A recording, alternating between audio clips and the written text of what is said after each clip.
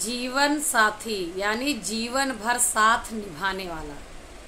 जीवन साथी को छोड़कर यहाँ आपका अपना ऐसा कोई रिश्ता नहीं है जो जीवन भर साथ देगा।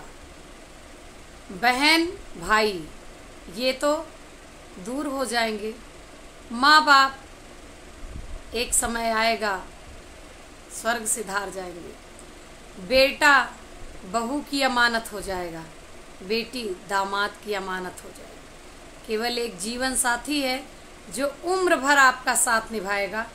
और इसीलिए वक्त रहते बेटा बेटी सास ससुर देवर जेठ भाई बहन हर किसी को वैल्यू देते हुए, लेकिन सबसे ज़्यादा वैल्यू अपने जीवन साथी की देते हुए जीवन की शुरुआत कर लीजिए। जितनी जल्दी जीवन साथी की कीमत आपको समझ में आ जाएगी उतना जल्दी आपका जीवन संवर जाएगा।